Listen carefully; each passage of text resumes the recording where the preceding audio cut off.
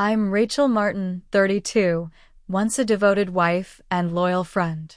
5 years married to Daniel, 15 years of friendship with Amanda.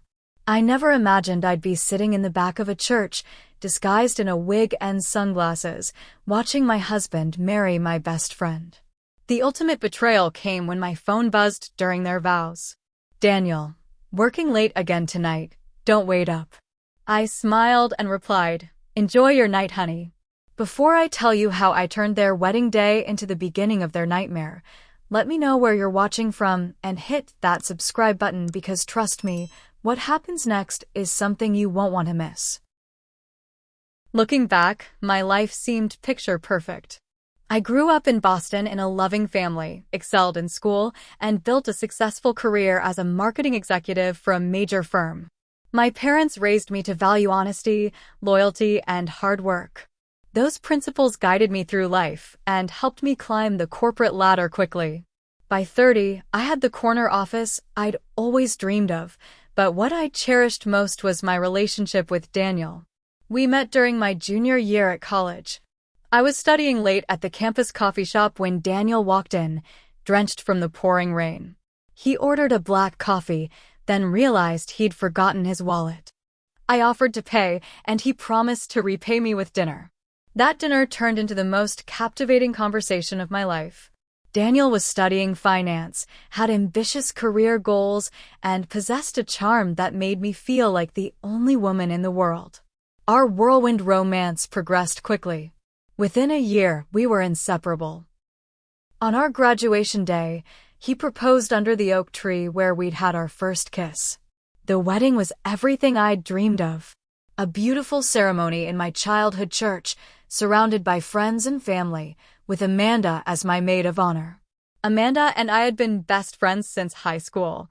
She was the wild one to my cautious nature, always pushing me outside my comfort zone. When my parents divorced during sophomore year, Amanda was there with ice cream and silly movies every night for weeks. We shared every secret, every dream, every heartbreak.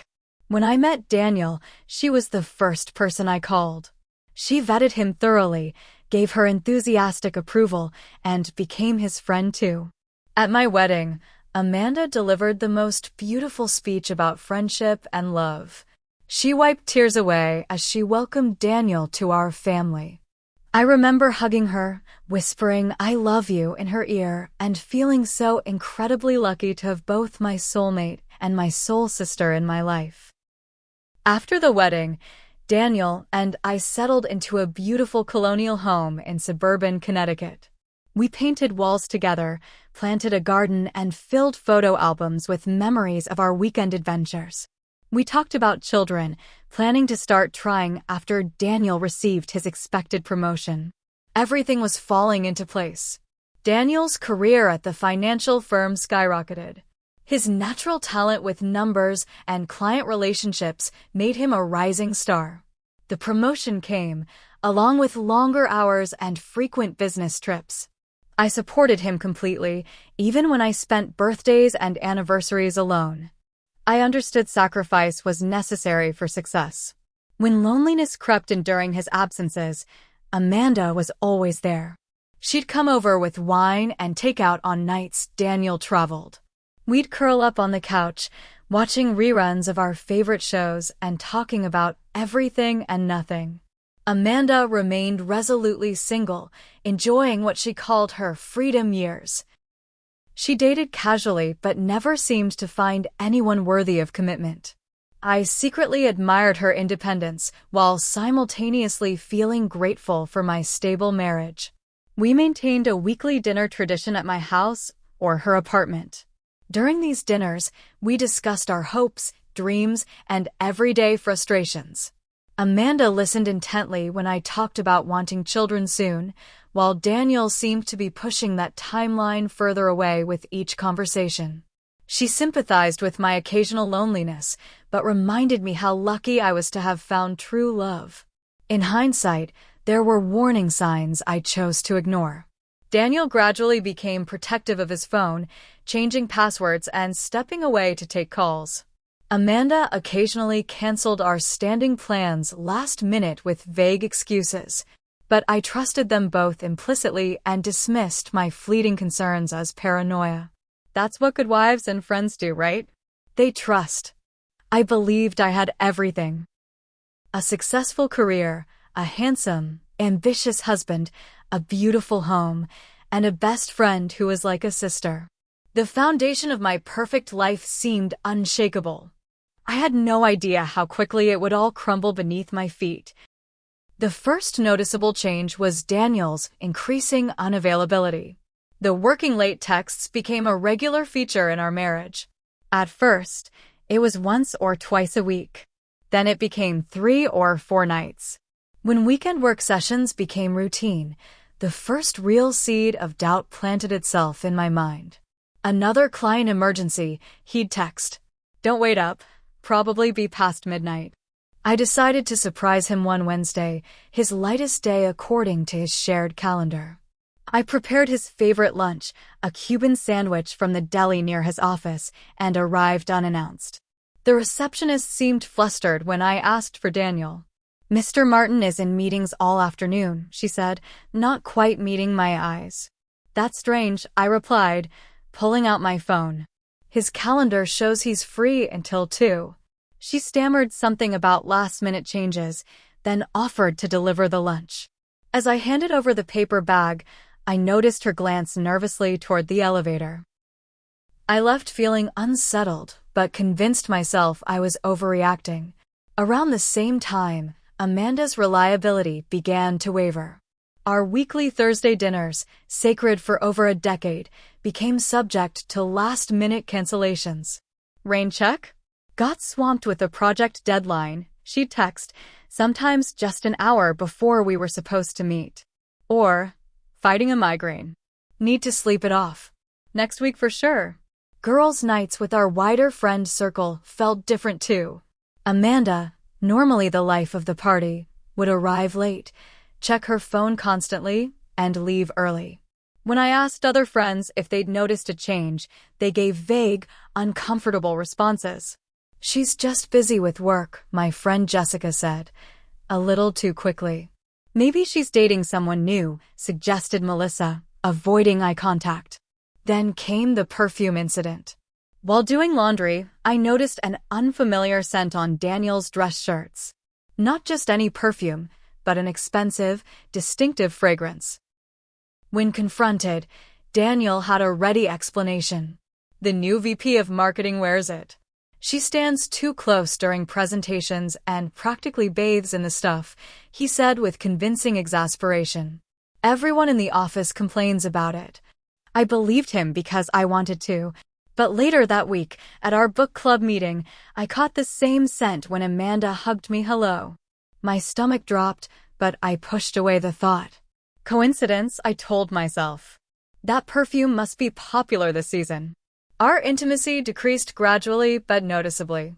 Daniel and I went from passionate newlyweds to occasional, almost obligatory physical contact. When we did make love, it felt mechanical, as if he was going through the motions. He stopped initiating little touches throughout the day. No more kisses on my forehead while I cooked dinner, no hand on the small of my back as we walked together. Communication suffered too. Our dinner conversations, once filled with details about our days and plans for the future, became superficial. Daniel deflected personal questions and steered conversations toward safe topics like current events or my work. When I tried to discuss having children, he would find reasons to delay further. "Let's wait until after this major client signs. We should finish the bathroom remodel first. Next year will be better timing financially." Strangely, Amanda developed a sudden interest in my marital issues. She asked probing questions about Daniel's work schedule, our intimacy, our future plans. At the time, I interpreted this as friendly concern. I confided in her about my worries, unaware I was giving her ammunition. "Men go through phases," she assured me. "Give him space. He'll come around." Other odd behaviors accumulated. Daniel began taking phone calls in another room, abruptly ending conversations when I entered. He started going for runs at unusual hours, returning barely sweating but freshly showered. Our joint credit card statements showed expensive restaurant charges on nights he claimed to be working late with takeout at the office. The most alarming discovery came 3 months into these changes. While cleaning out my purse, I found a receipt from a high-end jewelry store for a diamond bracelet purchased 2 days before my birthday. I was thrilled, assuming it was my gift. But my birthday came and went with only a hastily purchased scarf from a department store. When I carefully asked about the jewelry receipt, Daniel seemed momentarily panicked before composing himself. "It's for my mother's birthday next month," he said smoothly. "I wanted to get something special since she's turning 60. I nodded and smiled, but something felt wrong. His mother's birthday was in February, not June, and she'd already turned 62 years ago. Around this time, I noticed our mutual friends acting differently around me. Dinner parties became awkward, with strange pauses in conversation when I entered rooms. People seemed to be watching me with pity. When I asked direct questions, I received evasive answers. The most concrete evidence came when Daniel borrowed my car while his was in the shop. After he returned it, I found a small gold hoop earring wedged between the passenger seat and center console. It wasn't mine. I recognized it immediately as Amanda's. She had a signature pair she wore almost daily. When I texted her a photo asking if it was hers, she responded with suspicious speed. "No, never seen it before. Must belong to someone else." But I knew. Deep down, I knew. The foundation was cracking beneath my feet, but I wasn't ready to admit the house was falling. Not yet. After Daniel's third consecutive weekend business trip in a month, something inside me snapped. The persistent knot of anxiety in my stomach demanded attention. I could no longer ignore the obvious. It was time to find the truth, however painful it might be. I started with our phone records. As the bills came to my email address, accessing them was simple. What I found shattered any remaining denial. Hundreds of texts and calls between Daniel and Amanda, often late at night or during those supposed business trips. The volume was staggering, some days showing over 50 exchanges. These weren't casual messages between acquaintances. This was the communication pattern of people intimately involved in each other's lives. The location data from Daniel's phone, which synced to our shared cloud account, told an equally damning story. Multiple evenings when he claimed to be working late, his location showed him at or near Amanda's apartment building across town. His timeline showed patterns. Tuesday and Thursday evenings. Occasional Sunday afternoons when I visited my parents. When I confronted him about one such evening, the lies flowed effortlessly. "I was at the client dinner like I told you," he insisted. "Maybe the GPS glitched. You know how unreliable those apps can be." His elaborate explanations included names of fictional clients, detailed accounts of meetings that never happened, and even complaining about the mediocre food at restaurants he never visited. The ease with which he lied to my face was perhaps more devastating than the lies themselves. Amanda, meanwhile, became increasingly difficult to reach. My calls went to voicemail. Text conversations died after 1 or 2 exchanges. Our standing plans were consistently canceled last minute with increasingly implausible excuses. "Food poisoning again? That's the 3rd time this month," I noted during one cancellation. "I know, right? My stomach is so sensitive lately," she replied, before going silent when I suggested bringing over some ginger tea and crackers. The final straw came when I found hotel receipts in Daniel's suit pocket while doing laundry. The Ritz-Carlton downtown, charged to his personal credit card rather than the company card he used for legitimate business expenses. One night, a king suite, room service for 2, champagne. I hired a private investigator the next day. It cost $3,000 from my personal savings, money I'd been setting aside for a potential fertility treatment we might need. The irony wasn't lost on me. Instead of creating new life, I was paying to witness the death of my marriage. The investigator delivered results within a week.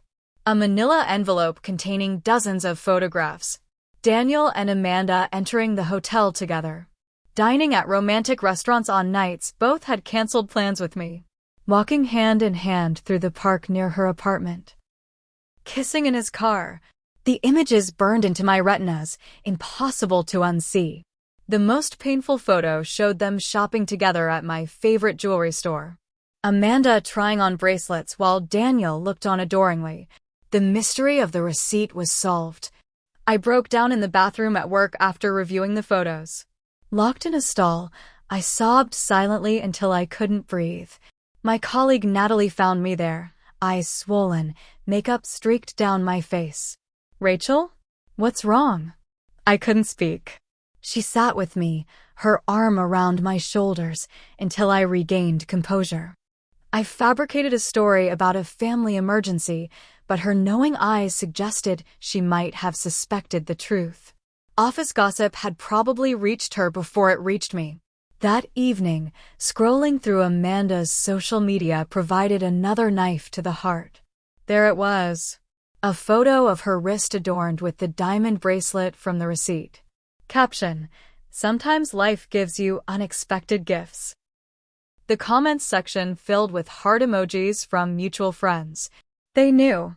Everyone knew.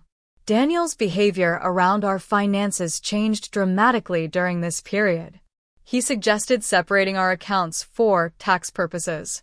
He questioned purchases I made, despite earning my own substantial salary.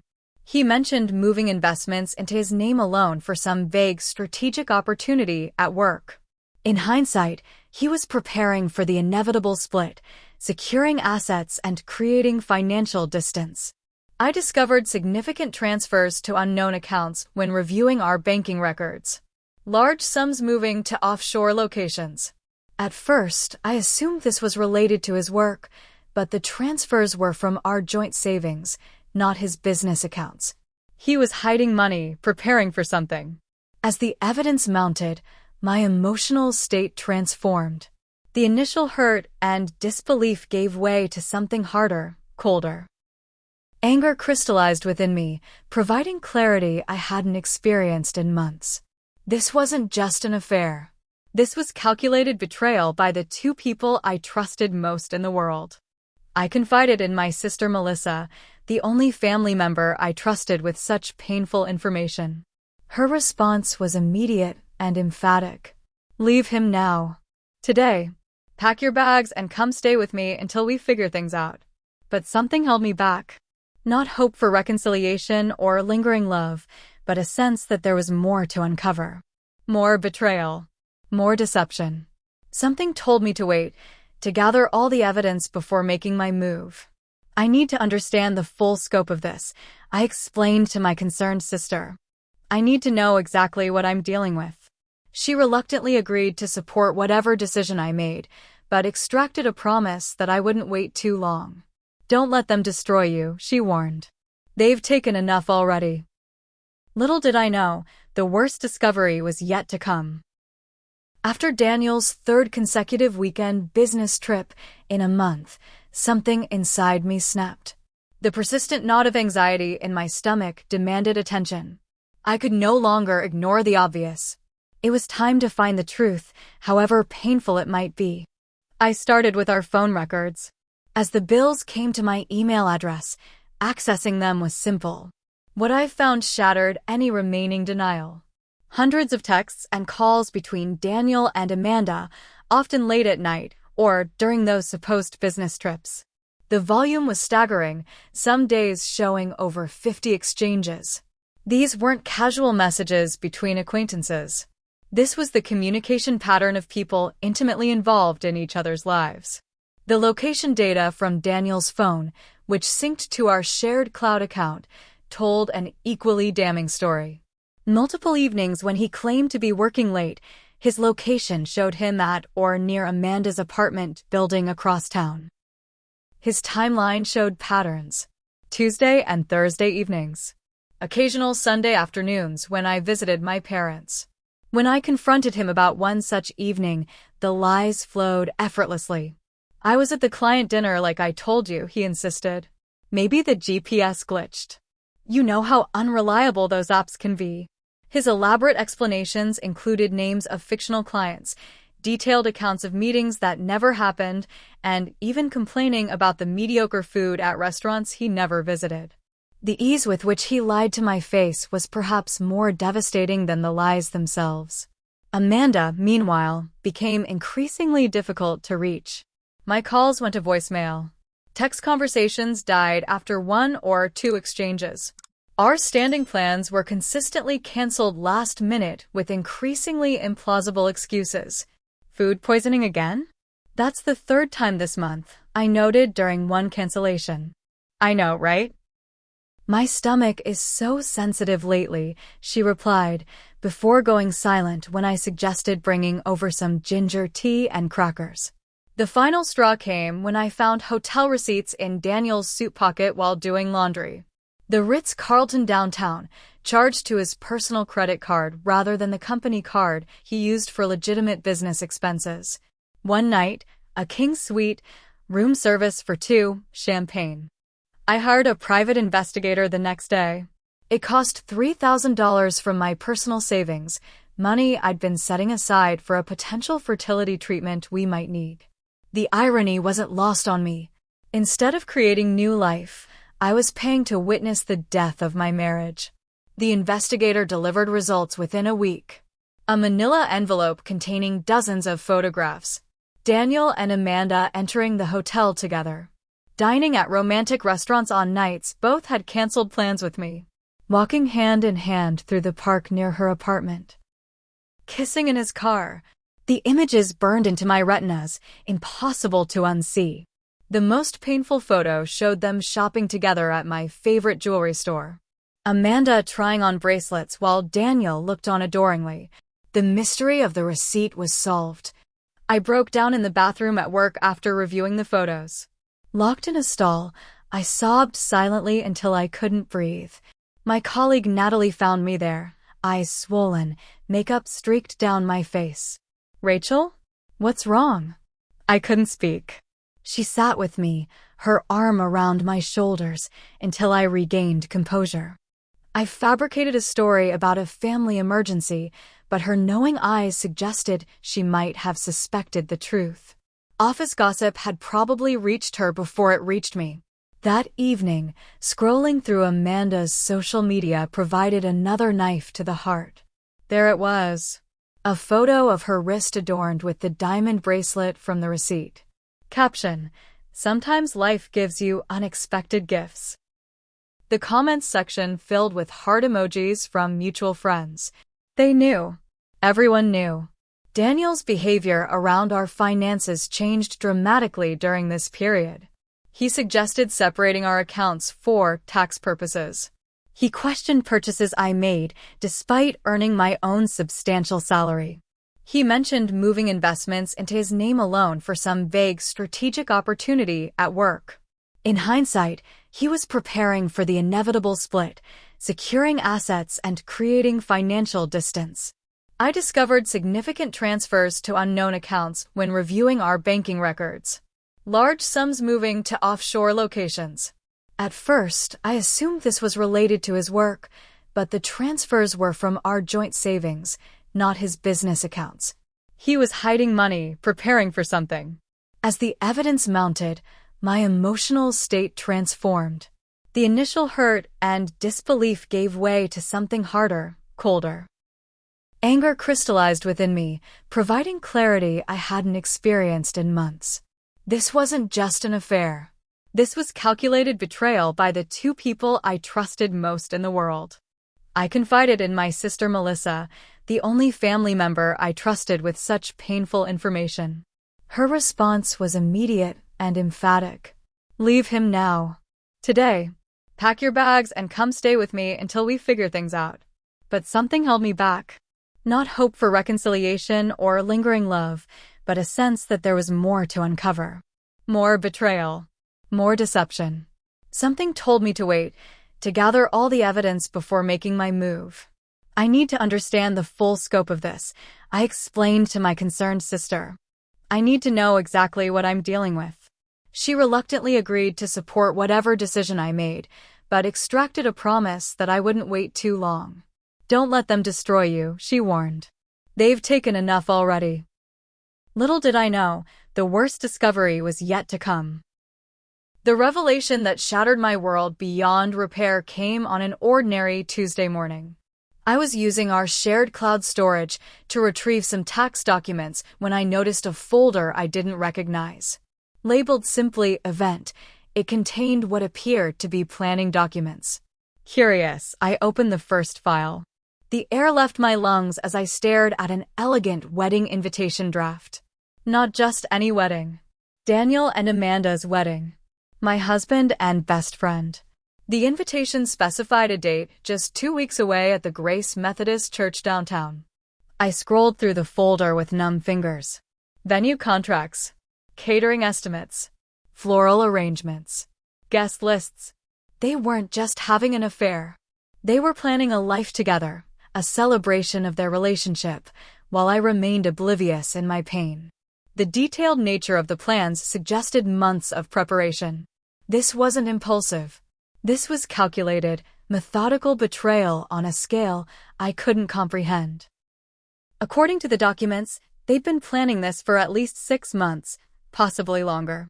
My body reacted before my mind could process the information. I barely made it to the bathroom before violently emptying my stomach. Kneeling on the cold tile floor, shaking uncontrollably, I experienced my first panic attack. My chest constricted painfully, breathing became impossible, and black spots danced across my vision. I genuinely believed I might die there, alone on my bathroom floor, killed by the weight of their betrayal. Eventually, the physical symptoms subsided, leaving a strange, detached calm in their wake. I returned to my computer and methodically downloaded every file from the folder. Evidence. I would need evidence. Later that day, insult added to injury when a mutual friend accidentally included me in a group text about Amanda's bachelorette party. Attached were photos of Amanda laughing, surrounded by women I considered friends, wearing a bride-to-be sash. Before anyone could notice the mistake, I took screenshots, then removed myself from the thread. I immediately called the friend who had made the error, Lisa, demanding answers. "Oh God, Rachel," she stammered. "I thought you knew. Knew that my husband and best friend are getting married?" "No, Lisa, that detail somehow escaped me," I replied, my voice terrifyingly calm. "I'm so sorry. We all thought, they said you and Daniel had separated months ago, that you knew about them and had given your blessing." The conversation revealed that Daniel and Amanda had constructed an elaborate narrative. According to their version, Daniel and I had quietly separated due to irreconcilable differences.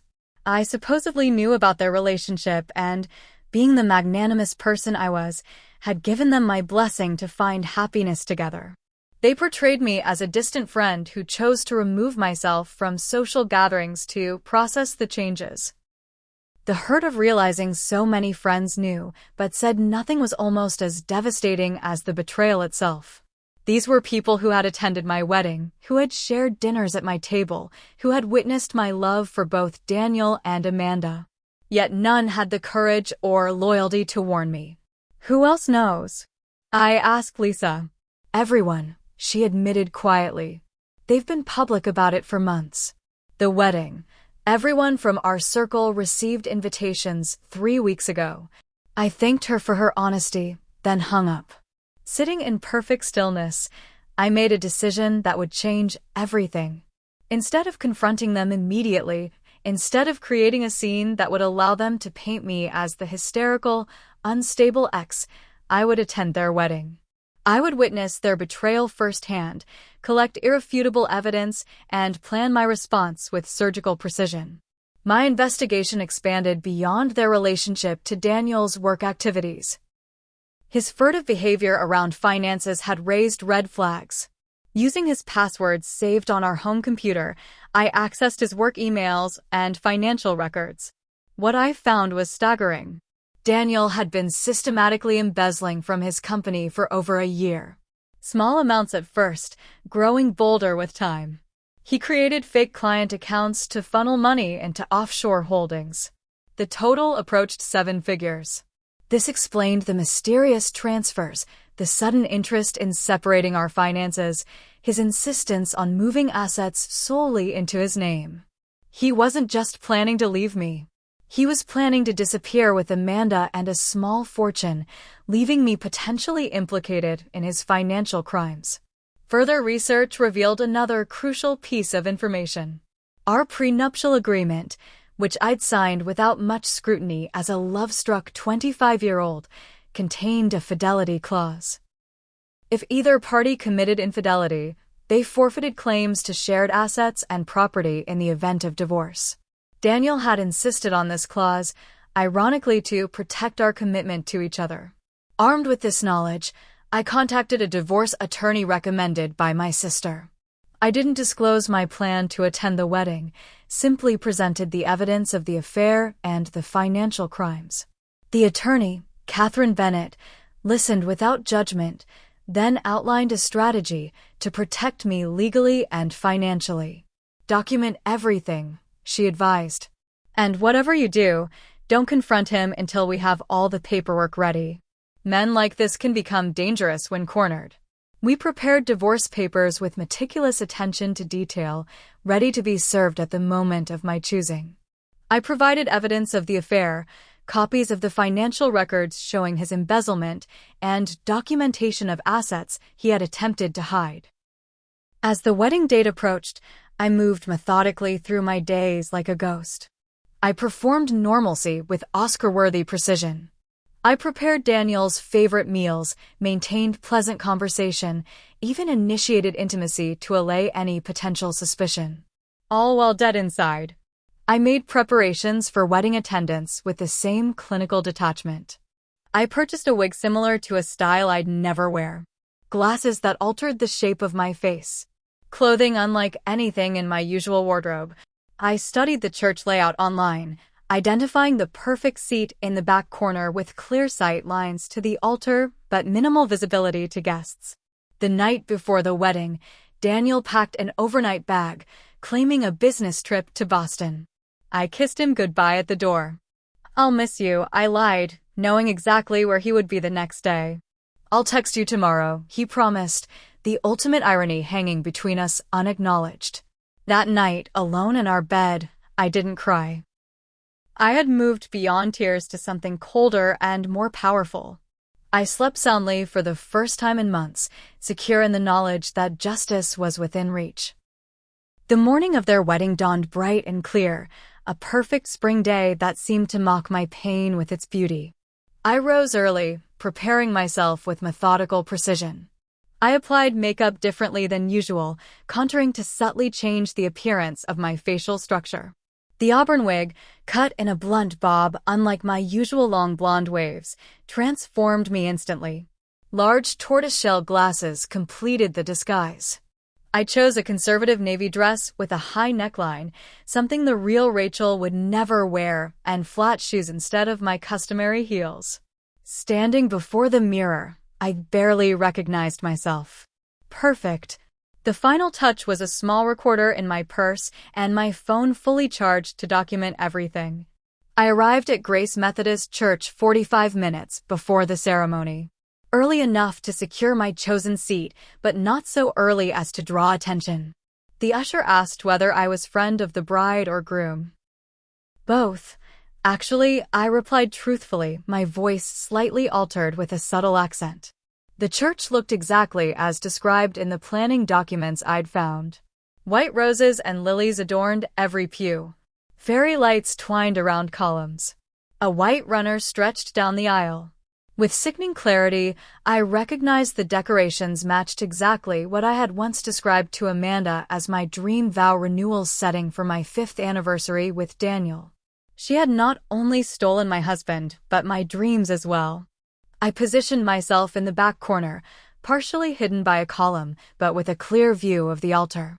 As guests arrived, I kept my head down, pretending to read the program. I recognized so many faces. Friends who had dined in my home. Colleagues who had attended our holiday parties. Even Daniel's parents, who had embraced me as a daughter. None recognized me in my disguise. The church filled quickly. Soft classical music played as servers guided everyone to their seats. I noticed several empty chairs with reserve signs. Later, I would learn these were supposedly saved for my family members who had declined to attend out of respect for my feelings. Another lie in their elaborate deception. At precisely 2 o'clock, the music changed. Daniel appeared from a side door with the pastor and his best man, his brother Michael. My breath caught at the sight of him. He wore a custom tuxedo I recognized from our wedding planning visits. We had discussed him wearing this exact suit for our 5th anniversary celebration. He looked handsome but noticeably nervous, repeatedly adjusting his tie and glancing toward the back of the church. The bridesmaids processed in, each wearing dusty rose gowns. I recognized all of them: Lisa, Jessica, Melissa. Women who had been bridesmaids in my wedding too.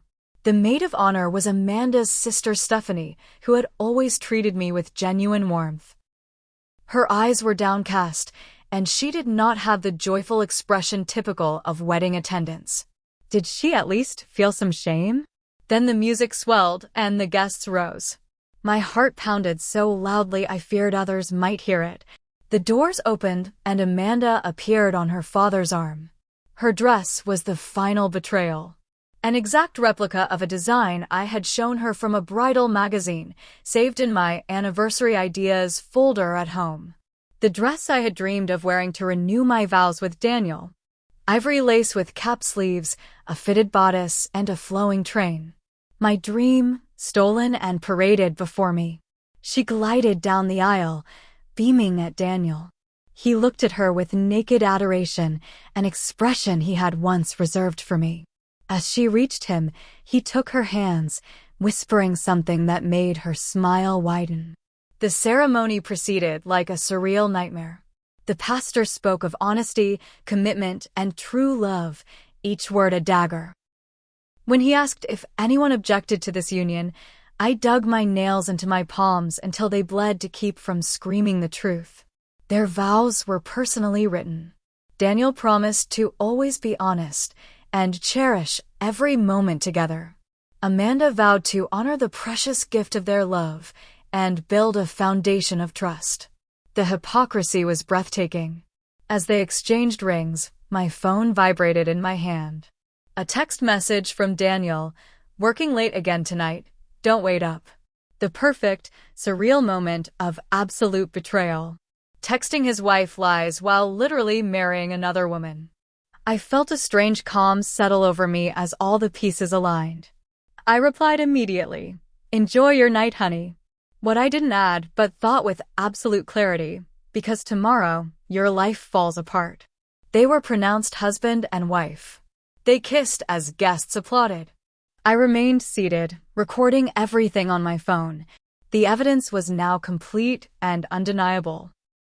As they processed back down the aisle, passing within feet of where I sat, neither glanced in my direction. Why would they? I was just another anonymous guest, not worth a second look. The invisibility that had pained me throughout their affair now served my purpose perfectly. I slipped out before the receiving line formed, avoiding any potential conversation. In the parking lot, I paused to photograph their getaway car, decorated with "just married" signs and streamers. More evidence for what would come. Walking to my car, I passed the delivery van from the city's most exclusive bakery. Through the open back doors, I glimpsed their wedding cake being carefully unloaded. 3 tiers of white fondant with handcrafted sugar roses cascading down one side. Exactly the design I had shown Amanda for our anniversary celebration. In my car, I removed the wig and glasses, wiped away the heavy makeup, and changed into my normal clothes. Transformation complete, I drove not home, but to my sister's house, where I would spend the night preparing for the next day's reckoning. My phone buzzed several times throughout the evening with updates from Daniel. Each lie more elaborate than the last. Client dinner running long. Might have to stay overnight if we don't finish. Don't worry about me, get some rest. I responded to each with encouraging, supportive messages. The devoted wife until the very end. That night, I slept dreamlessly, cocooned in the absolute certainty of what needed to be done. The time for pain had passed. Now was the time for justice. I awoke at dawn the following day, the sun barely cresting the horizon, as I began executing my carefully constructed plan. The hotel where Daniel and Amanda had spent their wedding night, the luxurious Parkview Grand, was less than 20 minutes from my sister's home. According to the itinerary I'd found in their planning documents, their flight to Bali for their honeymoon departed at noon. Perfect timing. My first action was sending a comprehensive evidence package to the executives at Daniel's company. I had compiled documents showing his embezzlement, complete with transaction records, account numbers, and clear explanations of how he had manipulated the books. I scheduled the email to deliver at precisely 7 a.m. when the early arriving CEO would be settling in with his morning coffee. Next, I contacted the courier service I had arranged days earlier. The divorce papers, meticulously prepared by Catherine, would be delivered to their honeymoon suite at 6 a.m. Included with the legal documents were printed copies of the wedding photos I had taken, irrefutable proof of his infidelity, and the prenuptial clause violation. I imagined their faces as they received this unwelcome wedding gift over their room service breakfast. I dressed with care in a crisp white pantsuit, a deliberate choice symbolizing my reclamation of innocence and power. My hair and makeup were immaculate, presenting the image of a woman in control rather than a victim. I arrived at the hotel lobby at 9:30 a.m., positioning myself in a comfortable chair with clear visibility of both the elevator and main entrance. Then I waited. At 10:17 a.m., the elevator doors opened. Daniel and Amanda emerged, rolling matching luggage, still glowing with newlywed happiness. They checked out quickly, then headed toward the revolving doors. I timed my approach perfectly, intercepting them just before they could exit. "Good morning," I said pleasantly. "Lovely day for a flight to Bali, isn't it?" Their expressions would have been comical under different circumstances. Daniel froze mid-step, color draining from his face. Amanda's mouth opened and closed soundlessly, like a fish out of water. Neither could form words as their brains struggled to process my presence. "Rachel," Daniel finally managed, his voice barely audible. "What are you doing here?" "Congratulations on your wedding," I continued, maintaining a calm, almost friendly tone that confused them further. The ceremony was beautiful. The white roses were a perfect touch, though I would have chosen a different first dance song. Their confusion turned to horror as understanding dawned. I had been there. I had witnessed everything. "You were at the church?" Amanda whispered, clutching Daniel's arm. "Front row seat to the performance of a lifetime," I confirmed, including the moment my husband texted me he was working late while actually exchanging vows with my best friend. Daniel attempted to take control of the situation, stepping forward with his hands raised placatingly. "Rachel, let me explain. This isn't what it looks like." I laughed, the sound echoing in the now quiet lobby where curious onlookers had begun to notice the unfolding drama. "It's exactly what it looks like, Daniel. You and Amanda betrayed me in the most fundamental way possible. You lied to me, to our friends, to your company. You stole from all of us." His face paled further at the mention of his company. "What are you talking about? The offshore accounts? The embezzlement? Did you really think I wouldn't find out?" I glanced at my watch. "Your CEO received all the evidence about 3 hours ago. I imagine there are some very interesting conversations happening at the office right now."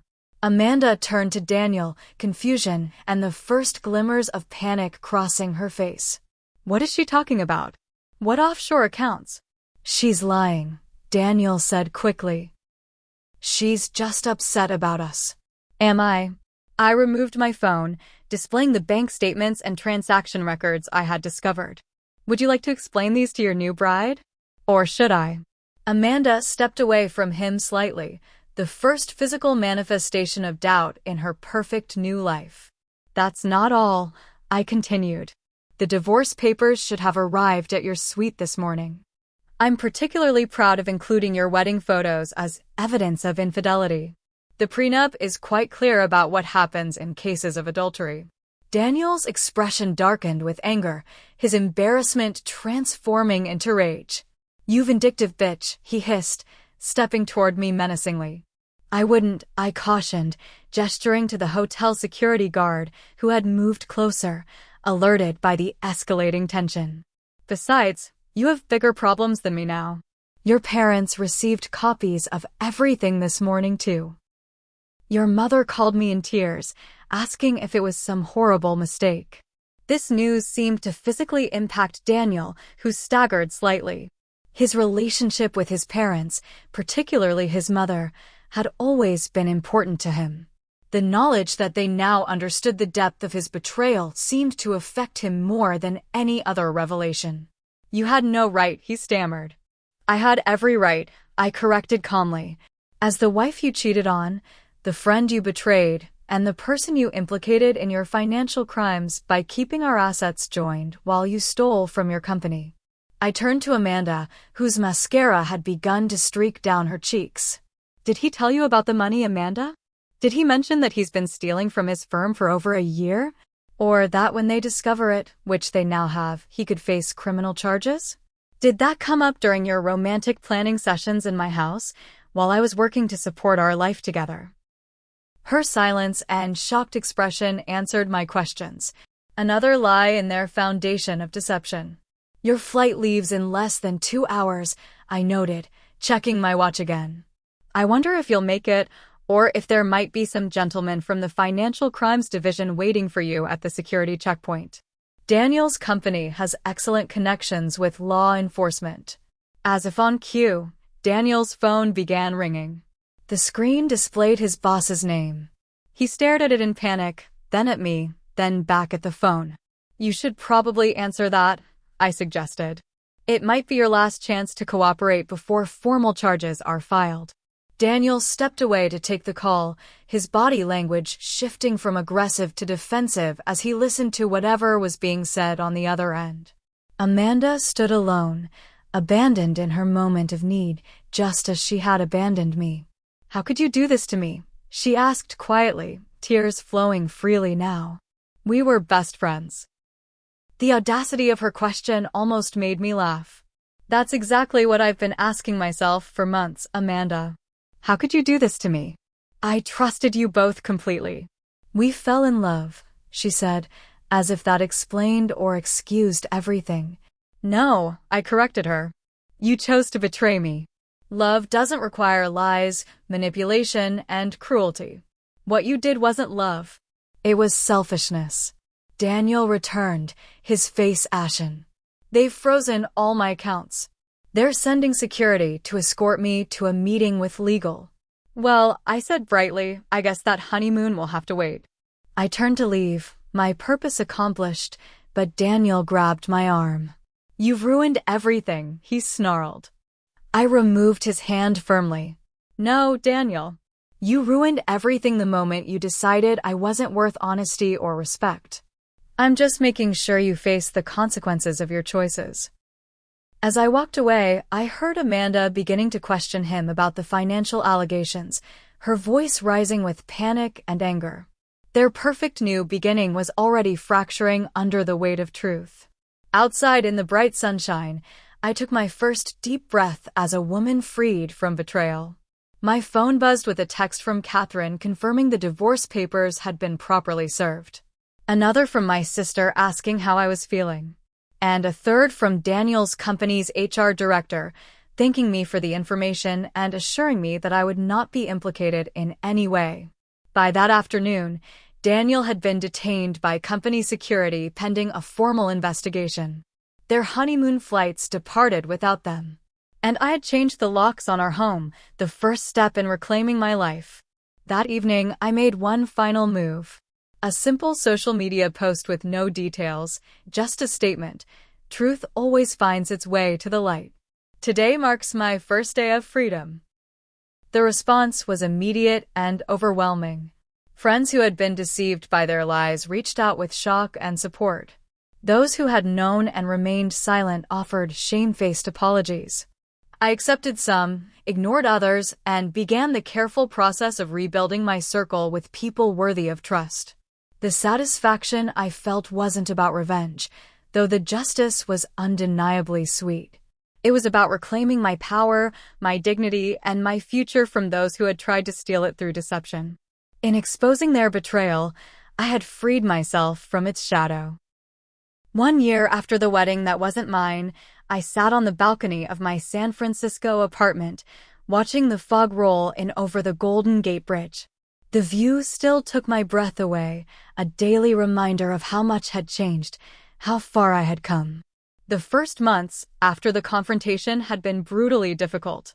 Despite the satisfaction of exposing their betrayal, I still had to process the emotional trauma of losing my husband and best friend simultaneously. I began therapy the week after the hotel confrontation, committed to healing properly rather than burying my pain. Betrayal trauma, my therapist called it. One of the most severe emotional injuries a person can experience. Those early sessions consisted mostly of me crying, raging, questioning every memory and interaction. Had any of it been real? Had Daniel ever truly loved me? Had Amanda's friendship been genuine before their affair? The uncertainty poisoned even my happiest memories. I sold our Connecticut house, unable to live surrounded by reminders of our shared life. The real estate market was strong, and the prenuptial clause meant all proceeds were mine alone. Daniel's legal troubles prevented him from contesting anything. I donated most of our furniture to a women's shelter, keeping only a few treasured pieces with no connection to him or Amanda. The decision to move to San Francisco came unexpectedly. During the financial investigation of Daniel's crimes, I worked closely with Marisa Chin, a forensic accountant from the firm's West Coast office. We developed a friendship based on mutual respect and honesty, qualities I now valued above all else. When she mentioned her department was looking for a marketing director, it seemed like the universe offering a fresh start. New city, new job, new beginning, I told my sister when explaining my decision. Nothing to remind me of before.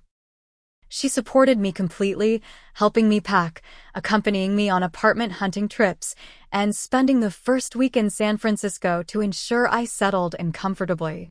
That week marked the beginning of a closer relationship with my sister than we'd ever had before. Crisis revealed who truly stood by you. My new position challenged me professionally in ways my previous job never had. I threw myself into the work, finding healing in creative problem-solving and building new professional relationships based on transparency and integrity. My experience with financial deception gave me unique insight into how marketing could support ethical business practices rather than mask questionable ones. Gradually, I built a new social circle.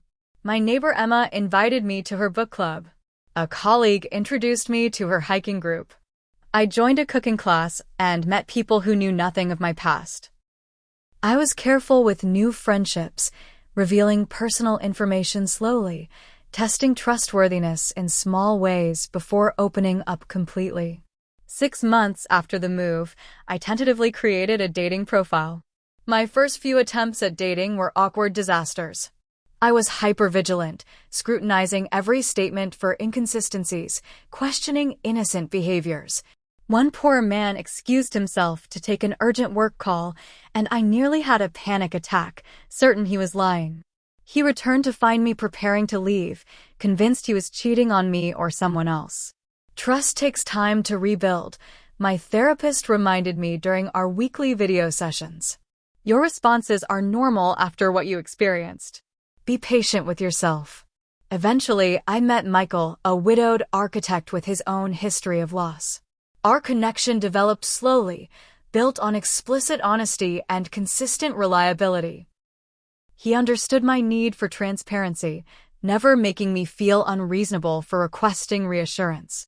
We were taking things slowly, prioritizing emotional safety over passion, building something that might last because it began with truth. 8 months after the wedding, I received a letter from Amanda. She had finally tracked down my new address through a mutual acquaintance. I recognized her handwriting on the envelope and nearly threw it away unopened. Curiosity won out. The letter contained a lengthy apology, not just for the affair and marriage, but for the years of friendship where she had secretly envied my life. She explained how her resentment had festered, making her vulnerable to Daniel's attention. She claimed he had pursued her aggressively, though she acknowledged her willing participation. According to Amanda, their relationship had collapsed within weeks of the wedding. Daniel's legal troubles, combined with her discovery of his numerous other affairs, had destroyed any foundation they might have had. "He cheated on you with me, then cheated on me with others," she wrote. "I should have known better than to trust someone who had already proven himself capable of such deception." The letter concluded with a request for forgiveness. Not friendship, not contact, just forgiveness for her own peace of mind. I read it twice, then placed it in a drawer without responding. Perhaps someday I would find it in my heart to forgive her, but that day hadn't yet arrived.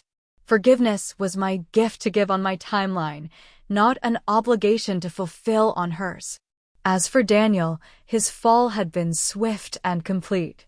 The financial investigation revealed embezzlement totaling nearly $2 million over 3 years, not just the 1 year I had initially discovered.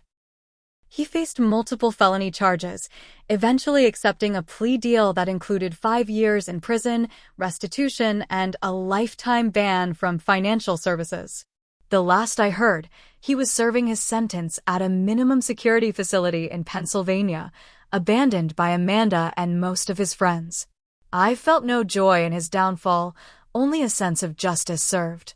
His choices had created his consequences, just as my choices to value truth and self-respect had created my new beginning. The most profound lesson from my journey wasn't about betrayal, but about inner strength. Before that devastating discovery, I had unconsciously defined myself through my relationships with Daniel and Amanda. When those relationships proved false, I had to discover who Rachel truly was, what she valued, what she wanted from life. I learned to trust my intuition again. Those early warning signs I had dismissed? My gut had been trying to protect me. Now I listened to that inner voice without questioning its validity. If something felt wrong, I investigated rather than rationalized. I discovered that vulnerability requires careful discernment. Opening yourself completely to everyone invites exploitation. True intimacy develops with those who earn trust through consistent actions, not merely through time shared or promises made. Most importantly, I learned that betrayal, while devastating, need not be defining. The story of Daniel and Amanda's treachery was part of my history, but not the conclusion of my story. I refused to allow their choices to determine my capacity for joy, trust, or love. Looking out at the San Francisco skyline as the last light faded, I felt genuine gratitude for the journey. Not for the betrayal, never for that, but for the woman I had become in its aftermath. Stronger, wiser, more authentically myself than I had ever been before. The darkness they brought into my life had eventually led me toward a brighter light within myself. And that, perhaps, was the most unexpected gift of all. What about you? Have you ever had to rebuild your life after betrayal or known someone who has? I'd love to hear your stories in the comments below. Sometimes sharing our experiences helps others feel less alone in their struggles. If this story resonated with you, please hit the like button and subscribe to hear more real-life journeys of overcoming life's challenges. Thank you for listening to my story, and remember, even in our darkest moments, we have the power to write new beginnings.